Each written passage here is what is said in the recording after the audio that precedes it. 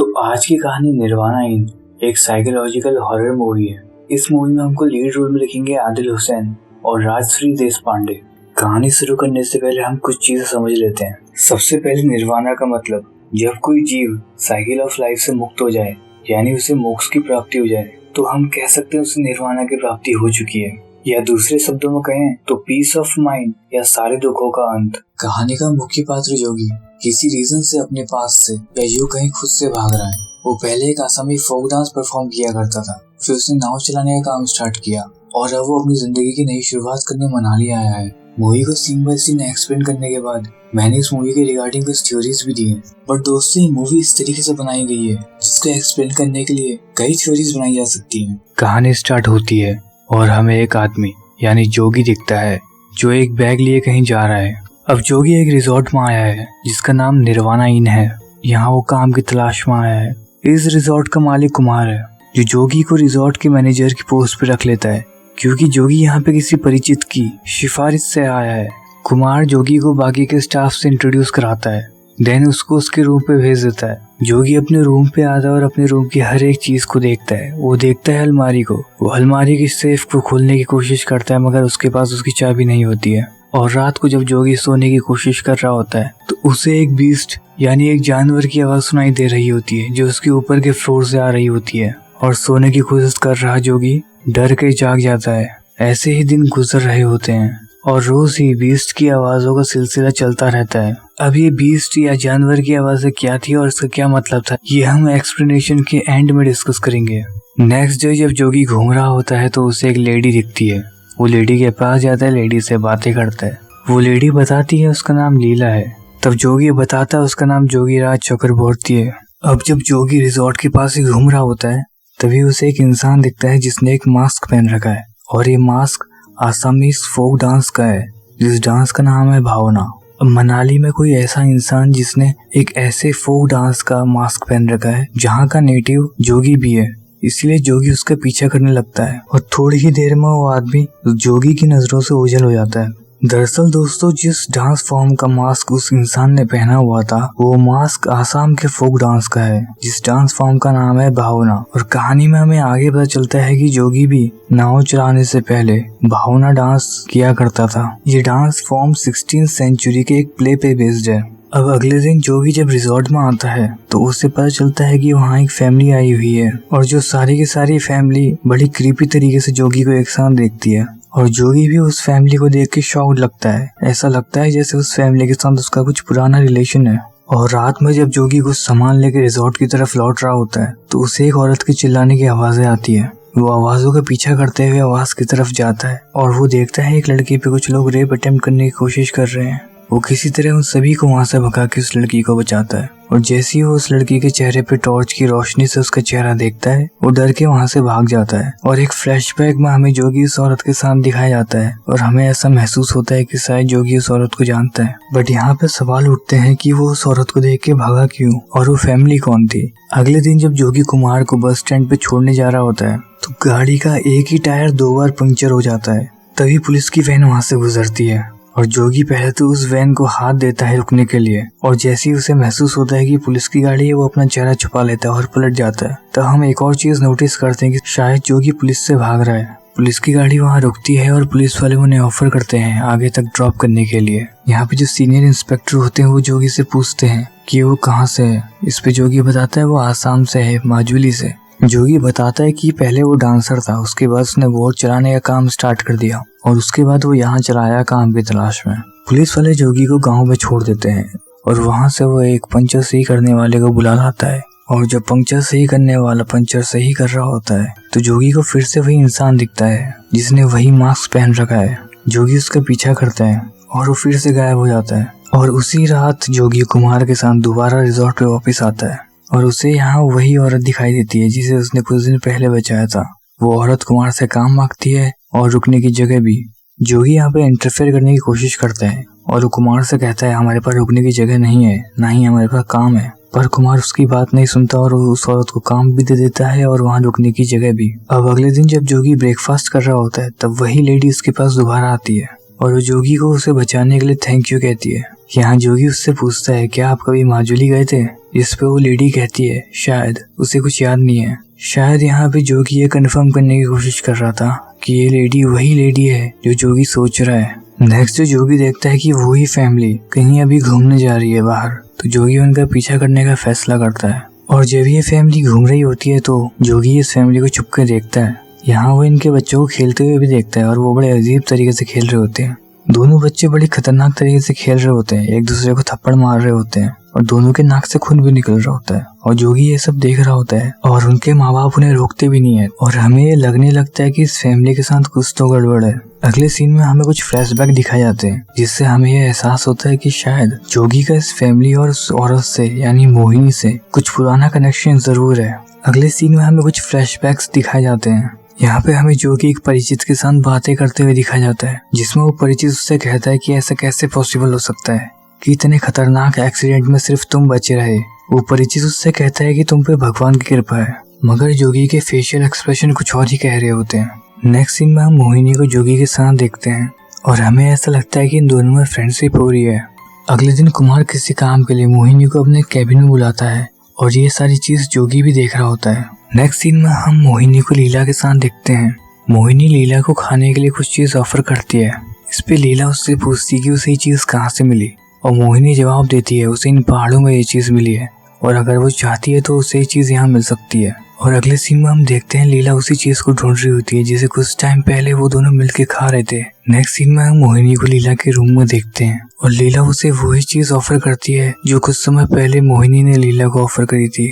अब वे दोनों बैठ के ये चीज खाते हैं। अब ये चीज क्या है ये क्लियर नहीं है और ना ही मूवी के आखिर तक ये चीज क्लियर हो पाएगी, लेकिन इस चीज के आफ्टर इफेक्ट एक ड्रग जैसे महसूस होते हैं।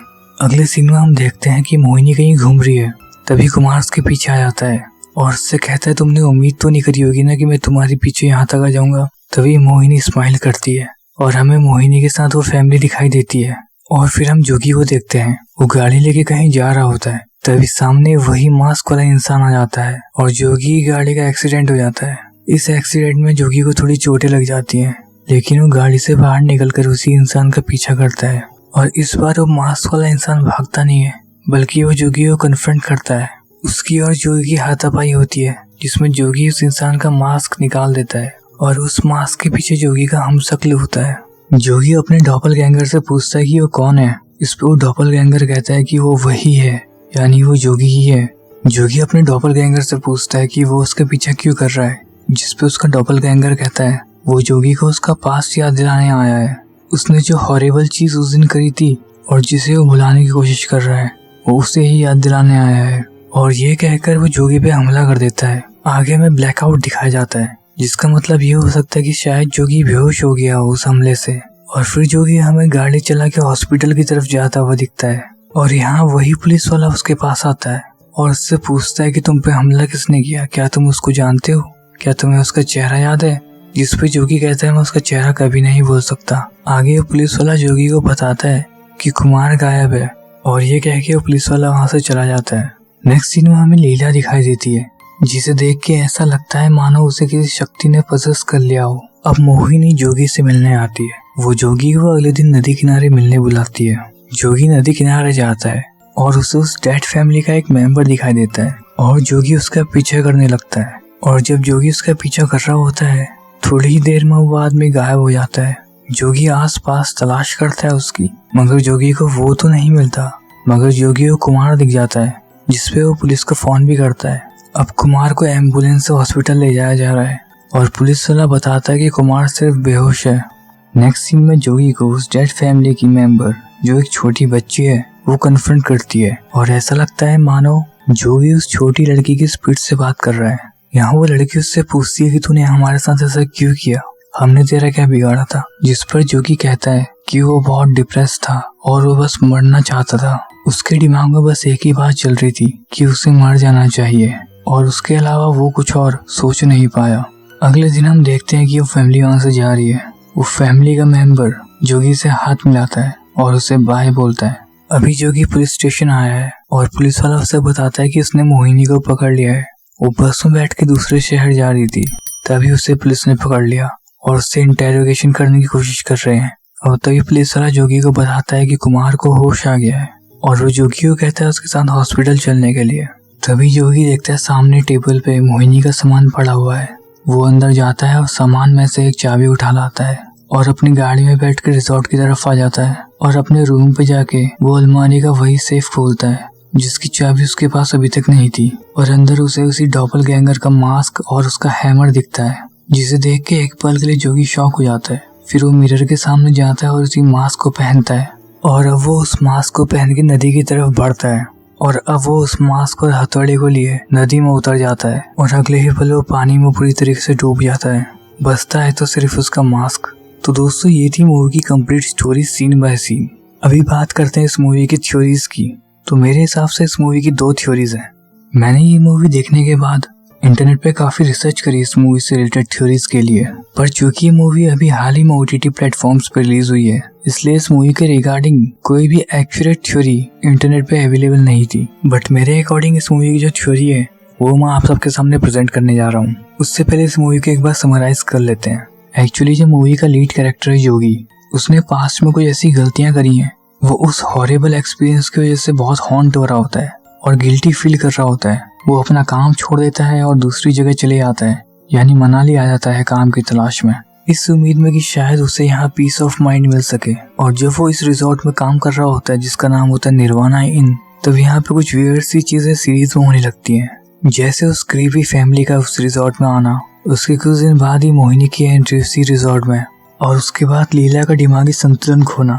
अगर हम बात करें उस हॉरिबल इंसिडेंट की, तो हॉरिबल इंसिडेंट ये था कि एक दिन जोगी अपनी लाइफ से बहुत ज्यादा डिप्रेस्ड हो जाता है और वो बस ठान लेता है अपनी जान लेने की। लेकिन वो ये काम करने का ट्राई तब करता है जब बोट पे ऑलरेडी काफी पैसेंजर्स होते हैं, और उस एक्सीडेंट में जोगी की जान तो बच जाती है लेकिन उन लोगों की जान नहीं बच पाती जो उसी बोट में मौजूद थे जोगी के अलावा, और सिर्फ जोगी उस एक्सीडेंट में जिंदा बच पाता है। जोगी के मन में इसी चीज का गिल्ट था, और जो मॉन्स्टर जिसकी आवाज रोज जोगी को सुनाई देती है वो यही होता है, यही उसका गिल्ट। इसीलिए उसे उस मॉन्स्टर की आवाज तभी सुनाई देती है जब वो सोने जा रहा होता है या जब वो नींद में होता है। वो इंसिडेंट का गिल्ट उसे कभी सोने नहीं देता, और यही चीज सिग्निफाई करी गई है उस मॉन्स्टर की आवाज से। अब चूंकि हम ये समझ चुके हैं कि लीला और वो फैमिली ऑलरेडी डेड हैं, तो उनका रीजन क्या है जोगी की जिंदगी में दोबारा आने का। According to my first theory, जो मुझे 2 रीजन लगते हैं उन स्पिरिट्स के वापस आने के, उनमें से पहला यह है कि उन स्पिरिट्स को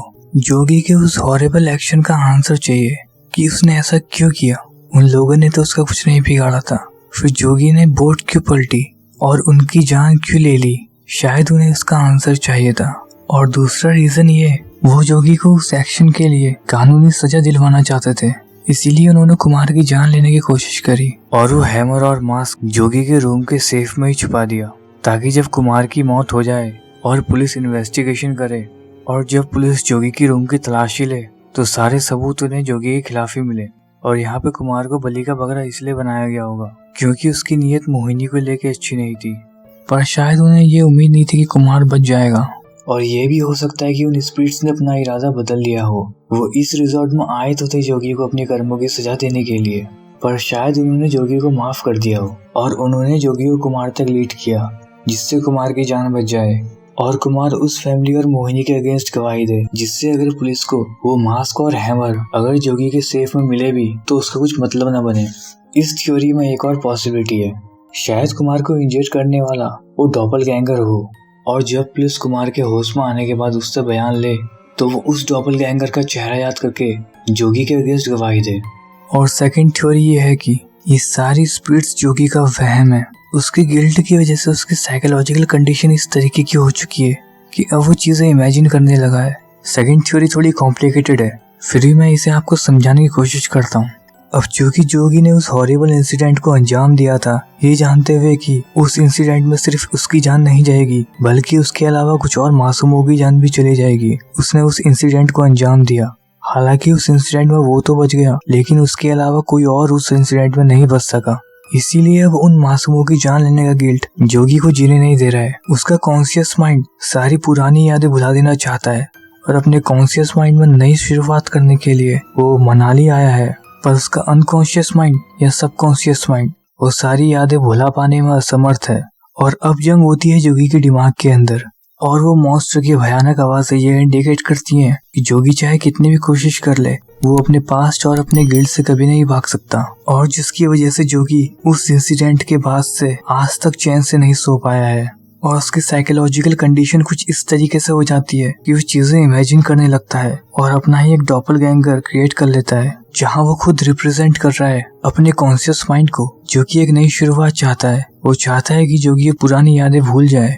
वहीं उसका डॉपलगैंगर उसके सबकॉन्शियस माइंड को रिप्रेजेंट करता है, जो चाहता है जोगी इस इंसिडेंट की रिस्पॉन्सिबिलिटी ले। और सेकंड थ्योरी के अकॉर्डिंग वो फैमिली जो जोगी को लगती है कि डेड है, वो डेड नहीं है, बस जोगी ने अपने साइकोलॉजिकल कंडीशन की वजह से उनके चेहरे कुछ और इमेजिन कर लिए हैं। और यही चीज मोहिनी के साथ भी हो सकता है। मोहिनी एक नॉर्मल इंसान हो और चूंकि जोगी ने उसे उस रात बचाया था, इसलिए वो जोगी की तरफ अट्रैक्टेड है, पर जोगी के दिमाग ने उसे उसी औरत का चेहरा दे दिया जो उस इंसिडेंट में मारी गई थी। पर इसमें सिर्फ एक लूप होल है, और वो ये कि कुमार को इंजर्ड किसने किया था, जिसका आंसर मुझे लगता है उसका डॉपलगैंगर। हम इसे स्प्लिट पर्सनैलिटी डिसऑर्डर की तरह समझ सकते हैं, यानी जो कि इंसान तो एक है पर उसके अंदर तो अलग अलग पर्सनैलिटीज हैं। यानी उसका सबकॉन्शियस माइंड, जिसके पास एक मास्क है और एक हैमर। मास्क इंडिकेट करता है जोगी के पास्ट को, और वो हैमर उस हॉरिबल इंसिडेंट को जिसे जोगी भुला देना चाहता है। और जब जोगी सेफ खोलता है, उसे इस बात का रियलाइजेशन हो जाता है कि कुमार को इंजर्ड करने वाला और कोई नहीं वो ही था, और शायद उसे वो सारी चीजें भी याद आ जाती है जो उसने अपनी खराब साइकोलॉजिकल कंडीशंस की वजह से इमेजिन करी थी। और फाइनली उसे समझ में आ जाता है कि अगर उसे पीस ऑफ माइंड चाहिए तो उसे अपनी जान देनी ही होगी, इसीलिए वो आखिरी में सुसाइड कर लेता है। और सेकंड थ्योरी के अकॉर्डिंग जोगी के सुसाइड करने का एक और रीजन हो सकता है, क्योंकि जब जोगी के डॉपलगैंगर ने उसे कन्फ्रंट किया था, तब उसने बोला था कि मैं ही तुम हो और मुझे मारने के लिए तुमको खुद मरना होगा। तो ये रीजन भी हो सकता है जिसकी वजह से जोगी ने सुसाइड कर लिया। तो दोस्तों, ये थी मूवी की कंप्लीट एक्सप्लेनेशन विद थ्योरीज। आपको इन दोनों थ्योरीज में से कौन सी थ्योरी अच्छी लगी, और क्या आपके पास एक नई थ्योरी है? अगर है तो आप कमेंट बॉक्स में उसे कमेंट कर सकते हैं, मैं उसे पिन कर दूंगा।